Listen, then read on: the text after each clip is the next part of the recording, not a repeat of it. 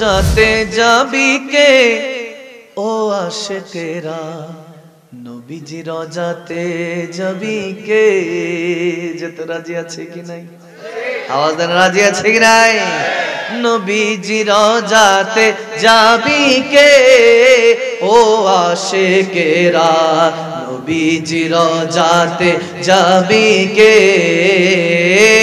नबीजी रजाते जाबी ओ आशिकेरा नबीजी रजाते जेथाय शुए आছেন नबी सदाई कादेन या उम्मती जेथाय शुए आছেন नबी जेथाय शुए आছেন नबी सदाई कादेन या उम्मती সেই নবীজির কাছে যাবি কে ও আশিকেরা নবীজি রজাতে যাবি কে নবীজি রজাতে যাবি কে ও আশিকেরা নবীজি রজাতে উম্মতের দরদি নবী কোরআন হাদিস খুঁজে পাবি উম্মতের দরদি নবী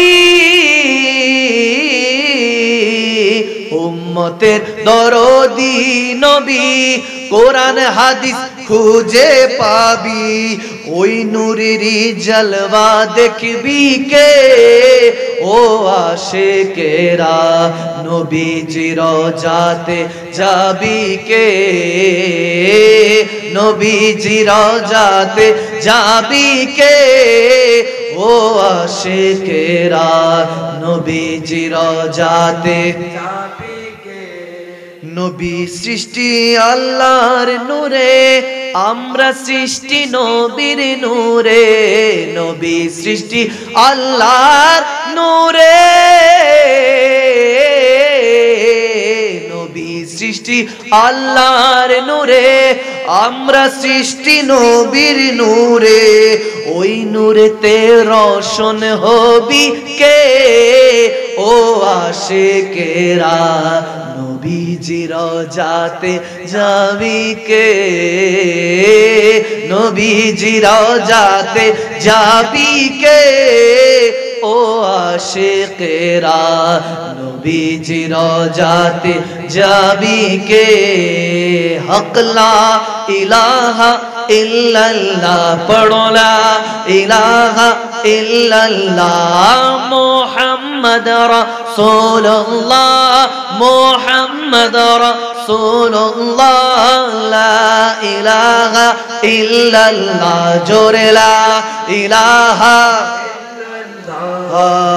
নবীজি রজাতে যাবি কে ও আশিকেরা নবীজি রজাতে যাবি কে চিল্লায় বলুন আল্লাহুম্মা আমিন আরো মহব্বতে আল্লাহুম্মা আমিন বীর ভালোবাসা নবীজির ভালোবাসা যদি অন্তরে ধারিত করতে না পারেন কোনো কিছুই কাজে আসবে না আর আপনি যদি নবীকে ভালোবাসেন বলেন তাহলে সেই নবীর দেওয়া পথে মতে সমস্ত কিছুতে আপনাকে চলতেই হবে কারণ ভালোবাসি বলে ফেলেছেন এখন ভালোবাসার মানুষের জন্য সব করতে হবে আজকে এমন 14 ফেব্রুয়ারি চলতেছে অনেক যুবক যুবতীরা আগামী কালকে ভালোবাসার জন্য কত কিছু করবে আল্লাহ মাআলুম নাউজুবিল্লাহ আমরা ভালোবাসাকে টেনে হেসে একদিনে নিয়ে আসছি কয়দিনে অথচ 300 মানে বছর কয়টা মানে সারা বছরে কয় দিন 365 দিন বাকি 364 দিন আপনি এমনি বেকার ভালোবাসার মানুষই না এই অবস্থা আমাদের জ্ঞান শূন্য বানিয়ে দিচ্ছে আমরা এখন মানুষে বলতেছি বানর থেকে মানুষ হইছে নাউজুবিল্লাহ এলেমের এখন এই দশা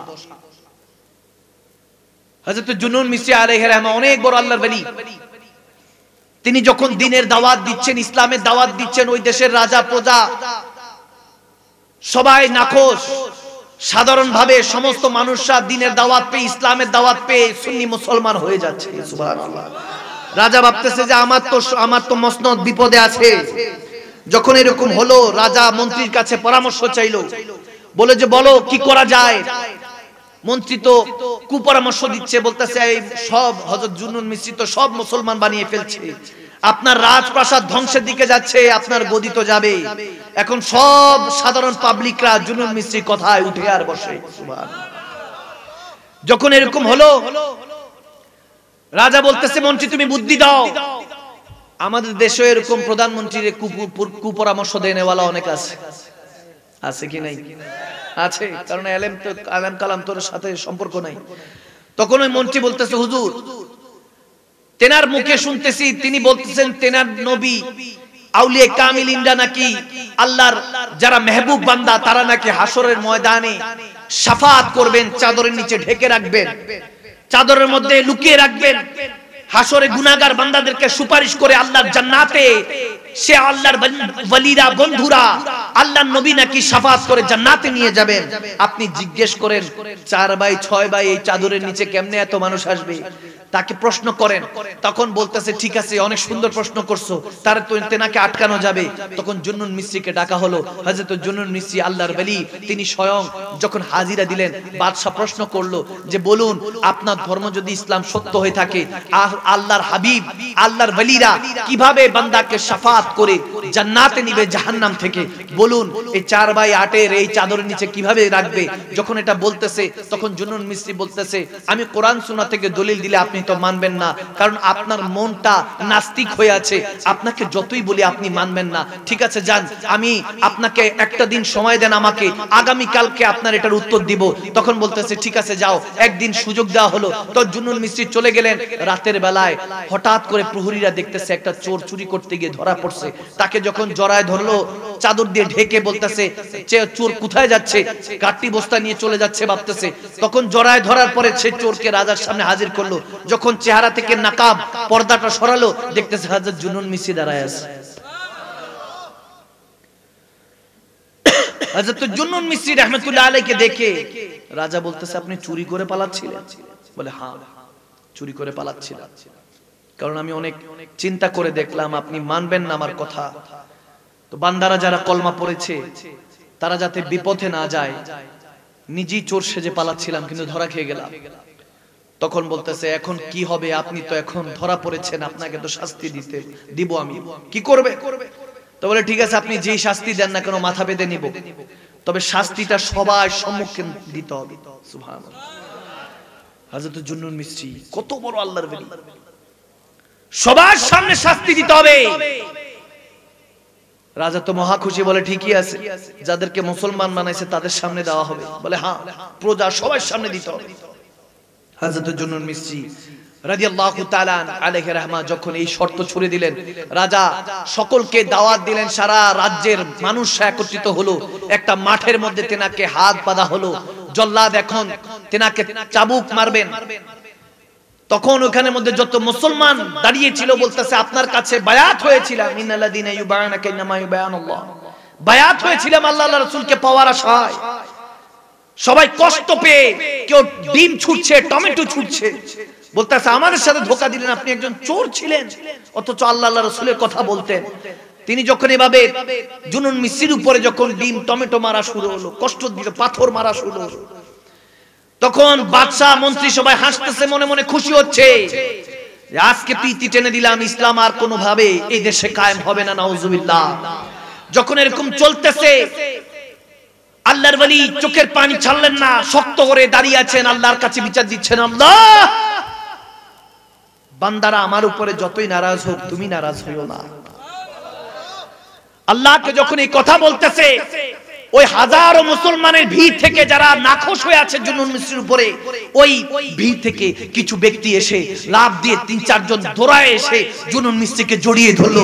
জড়িয়ে ধরে বলতেছে রাজার কাছে, ওগো বাদশাহ নামদার, আমাদের শেখকে কষ্ট দিয়েন না, ধরে নিলাম তিনি চুরি করেছেন, চুরি করে পালাচ্ছিলেন, কিন্তু তিনি আল্লাহর রাসূলের মহব্বত শিখিয়েছেন, তেনার মাধ্যমে আল্লাহকে চিনেছি, রাসূলুল্লাহকে চিনেছি, ইসলাম যে মহান ধর্ম সেটা বুঝেছি। এখন দিন শেষে তিনি কেন পালাচ্ছেন জানতে জানতেছি না, বুঝতেছি না, তারপর সবাই তেনাকে কষ্ট দিচ্ছে। তেনাকে কষ্ট দিয়েন না, তেনাকে কষ্ট দিয়েন না, লাগলে চাবুকটা জল্লাদকে বলতেছে আমাদের উপরে চালাও। ওই 3-4 জন যখন জুন্নুন মিস্ত্রিকে জড়িয়ে ধরলো, জুন্নুন মিস্ত্রির রুহানি সন্তান মুরিদরা, আল্লাহর বান্দা রাসূলের উম্মতরা, আশিকরা যখন জড়িয়ে ধরলো, তখন জুন্নুন মিস্ত্রির গায়ে একটা চাদর ছিল, চাদরটা বের করে সমস্ত আশিকদের ওই চাদরের মধ্যে নিয়ে নিল। আর তখন চিৎকার দিয়ে বলতেছে, এই আশিকরা তোরা কি কষ্ট পাচ্ছিস? বলে না হুজুর, এখন চাবুক তো চলতেছে, কষ্ট তো পাচ্ছি না। বলে এই রাজা শুনে রাখো, জিজ্ঞেস করেছিলা গতকালকে আমার নবী রাহমাতুল্লিল আলামিন সবাইকে কিভাবে বাঁচাবে? হ্যাঁ, চাদর তো 2/4 দেখতেছো বা 4/8 দেখতেছো। যখন নবী রহমতের চাদর ফেলাবে, ওলি আল্লাহর রহমতের চাদর ওই হাসরের ময়দানে ফেলবে, সমস্ত গুনাহগার বান্দাকে নিয়ে নেবে। আল্লাহ যতই শাস্তি দেয়, আল্লাহ ওই শাস্তিটা তাদের অনুভব করতে দিবে না। এভাবেই আমার নবী শাফাআত করে, ওলি আল্লাহরা শাফাআত করে, ওয়ারজুকনা শাফাআতাহু ইয়াউমাল কিয়ামা, আমার নবীর সুপারিশে জাহান্নামীরা জান্নাতি হয়ে যাবে। সুবহানাল্লাহ। এই অবস্থা দেখে ওই অবস্থায় জুন্নুন মিস্ত্রির এই কথা শুনে ওইখানে লক্ষ লক্ষ রিওয়ায়াতে এসেছে 70 লক্ষ সমস্ত বেদিনরা স্বয়ং রাজা সহ কালমা পড়ে মুসলমান হয়ে গেল। সুবহানাল্লাহ। নারে তাকবীর, আল্লাহ, নারে রিসালাত, নারে গাউসিয়া, আহলে সুন্নাত ওয়াল জামাত, বায়াতে রাসূল। কোন ডাক দিবেন, আমার নবী বলে কি হয়েছে কি হয়েছে? পাখি কি জানি বলল। সাহাবারা বলতেছে বাকি কথা তো বুঝলাম না। নবী শুনলো আর পাখি শুনলো। যখন এরকম হলো, নবীজি ডাক দিয়ে বলেন, এই পাখি, এই বাচ্চাটার, এই পাখিটার বাচ্চাগুলি কে হায়ার করলো, কে এটা লুকিয়ে নিয়ে গেল? আমার এই পাখিটা বাচ্চাদের জন্য কান্না করতেছে। যখন এই কথা বলতেছে, তখন সাহাবা বলতেছে ইয়া রাসূলুল্লাহ, আমরা তালাশ করছি কে এই পাখির বাচ্চাদেরকে নিয়ে গেল। তালাশ করে দেখা যায় একটা কাফের মুরতাদ, সে বেদুইন, সে নিয়ে গেল। আরবের ওই বেদুইন এই কাফেরটা যখন নিয়ে গেছে, তাকে বলতেছে, এই তুমি যে পাখির বাচ্চাদেরকে নিয়েছো, বাচ্চা সন্তান মা ছাড়া কিভাবে থাকবে? মা সন্তানকে ছাড়া কিভাবে থাকবে? তখন ওই বেদুইন বলতেছে, এই বাচ্চাগুলি আমি বাজারে বিক্রি করলে আমার বাচ্চাদেরকে খাওয়াতে পারবো, নয়তো আমি চলবো কিভাবে? তখন বলতেছে ঠিক আছে, এই পাখি তো কান্না করতেছে তার বাচ্চাদের জন্য। বলতেছে কি বলেন? এই পাখি যে আপনার সাথে কথা বললো, সেটা আপনি শুনলেন কিভাবে? বলে তোমার মন তো, তোমার কলব তো এখনো মুর্দা, এই জন্য তুমি শুনো না। আমার কলব তো জিন্দা, এই জন্য আমি শুনতেছি। তোর কলব যদি জিন্দা হতো বান্দা, তুইও শুনতি। যখন এই কথা বলতেছে, বলে আরে পাখি কিভাবে কথা বলে? সে তো ডাকছে। বলে হ্যাঁ, সে ডাকছে, কিন্তু আমাকে ডাকছে। আল্লাহর দোহাই দিয়ে বলতেছে, ইয়া রাসূলুল্লাহর দোহাই লাগে, আমার বাচ্চাদেরকে ব্যবস্থা করে দেন, আপনি নবী ছাড়া এই বাচ্চাদেরকে আবার ফেরত পাবো না। তখন নবী বলতেছে, বাচ্চাদেরকে একটু পাখির বাসায় পৌঁছে দিয়ে আয়, তোকে দরকার বলে আমি হাদিয়া দিয়ে দিব। বলে হাদিয়া রাখেন, আগে বলেন যদি এই পাখির বাচ্চা যে কথা বলতেছে বা পাখি কথা বলছে, সেটা আপনি শুনছেন কিভাবে? বলে ঠিক আছে, তুই রেখে দিয়ে আসলে তুইও শুনবি, তোর কলবটা জারি হয়ে দিবে, আল্লাহ কলবটা জারি করে দিব। যখন এই কথা বলতেছে ঠিক আছে, যদি পাখির কথা আমি শুনি, আমি বলতেছি আমি শুধু পাখির বাচ্চা দিয়ে দিব না, আমার কলমা, আমার দিলটা আপনার কদমে দিয়ে দিব, আমি কলমা পড়তে রাজি আছি। যখন এই কথা সে বলল, তখন পাখির বাচ্চাগুলি নিয়ে এসে ওই বাসায় যখন দিয়ে দিল, ওই পাখি তাকে শুকরিয়া করলো এবং বলল, আমার নবীর হাতে কলমা পড়ে নে, এ কাফের মুরতাদগিরি করিস না, আমার নবী ছাড়া কোনো উপায় নাই। যখন সেই পাখি সাক্ষ্য দিচ্ছে, সে কাফের বলতেছে, এই পাখি যে কথা বলতেছে আমি এখন শুনতেছি কিভাবে? আমার নবী বলে, তুই এখন মুহাব্বতের রাসূলে ডুবে গিয়েছিস, এখন তুই সবই শুনবি, আমি নবীর কথাও শুনবি, মাখলুকাতের কথাও শুনবি, এখন রবের কথাও শুনবি। তখন হয়তোবা আমার নবী বলতেছে, এখনো কি তোর কলমা পড়ার সময় হয় নাই? ওই কাফের দৌড়ায় গিয়ে বলতেছে, ইয়া রাসূলুল্লাহ কলমা পড়িয়ে দেন, চোখের পানি ছেড়ে দিয়ে বলতেছে, আপনার হাতে বায়াত হতে চাই, আল্লাহর জন্য মরতে চাই, আল্লাহর জন্য বাঁচতে চাই, আমাকে আপনার ইসলামের মধ্যে দাখিল করিয়ে নেন। আমার নবী তাকে কলমা পড়িয়ে মুসলমান করে নিলেন। হয়তোবা সেই দিন मोहब्बतें बोलते सिलो, ये नाज ये अंदाज हमारे नहीं होते, अगर झोली में टुकड़े मुस्तफा तुम्हारे नहीं होते, मिलती हुजूर ना आपके दर से भी इस मंगतों के यहाँ गुजारे नहीं होते। रब है यूती ये है कासिम, रिज्क उसका है, खिलाते मुस्तफा है, ठंडा ठंडा मीठा मीठा पीते हम है, पिलाते ये है।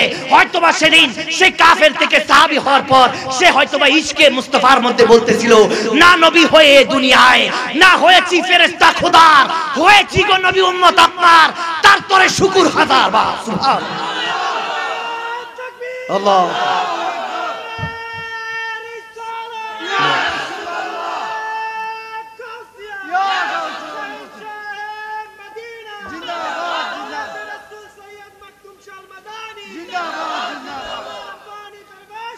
জিন্দাবাদ।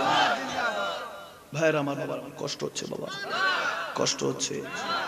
সেই নবীর প্রেমে জ্বলতে রাজি আছে কি নাই? বাবাজান রাজি আছে কি নাই? যদি একা হয়ে যান, একা হয়ে যান। যদি একা হয়ে যেতে হয়, একা হয়ে যান। আপনি মনে করেন যে হাজার পুরো পৃথিবী আপনার দুশমন, আল্লাহ আল্লাহ রাসূলের জন্য যদি একা হতে হয়, একা হয়ে যান। ঠিক না? কারণ সারা পৃথিবী এক জায়গায়, শুধু সারা পৃথিবী নয়, সারা কুল কায়নাত 18,000 মাখলুকাত, 80,000 আলম, আরশ কুরসি লৌহ কালাম জান্নাত জাহান্নাম যা কিছু রব্বুল আলামিন সৃষ্টি করেছেন সব এক জায়গায়, রাসূলের প্রেম আরেক জায়গায়। আওয়াজ দেয় না? ঠিক না? একা হয়ে যায়। মনে রাখবেন, আমি প্রায় সময় বলি নিজের সাথে নিজের বন্ধুত্ব করে, কারণ সবাই যতক্ষণ স্বার্থ আছে ততক্ষণ থাকবে। ঠিক না? স্বার্থ ফুরিয়ে গেলে আপনি আবার একাই হয়ে যেতে হবে। ঠিক না? আমরা স্বার্থের চর্চায় নিজেদেরকে কামড়াই। বর্তমানে এগুলো ছাড়া আর এখন কিছু নাই। ঠিক না? হযরত ইউসুফ আলাইহিস সালাম যখন জানতে পারলেন ওনার বাবা ইয়াকুব আলাইহিস সালাম অসুস্থ, তিনি চাইলে আল্লাহর কাছে দোয়া করতে পারতেন, ওটা করেন নাই, নিজের চাদর দিয়ে দিয়েছে। সুবহানাল্লাহ বলেন। চাদর দিয়ে বলতেছে, জান আমার আব্বা জানের চোখের মধ্যে চাদরটা রাখবেন, এটার উসিলা আল্লাহ শাফা দিয়ে দিবেন। তো সাধারণ চাদর যখন ইউসুফ আলাইহিস সালামের গা মুবারক, শরীর মুবারক সাথে লেগেছে, তখন ইয়াকুব আলাইহিস সালামের জন্য শাফাতে জারিয়া হয়ে গেছে, শাফা জারিয়া। আর আমার নবীর আওলাদগণ, বিশেষ করে আমার নবীর ওয়ারিসগণ যদি দোয়া করে, তাহলে সেটা কি নাজাতের উসিলা হতে পারে না? আওয়াজ দেনা পারে কি পারে না? আমি আজকে এই বছর ঈমানের উপর কিছু কথা বললাম, আর যেহেতু 2-4-5 জন আমার যুবক ভাই বাবাদেরকে দেখেছি, এইজন্য জেনারেশনের উপর কথা বললাম। ইনশাআল্লাহ যে আয়াতে কারিমা নিয়েছি সেটার উপরে তাফসীর হয়েছে। কি কষ্ট হয়েছে বাবা? যে কয়জন বসেছেন আমি প্রত্যেকের জন্য দোয়া করি, আল্লাহ এদের উসিলায় আমাদেরকে কবুল করে নিক। আমিন বলেন, আমিন বলেন। এক আল্লাহর হাবিব বলেছেন, ডান হাতে দান করো যাতে বাম হাত টের না পায়। সুবহানাল্লাহ বলেন।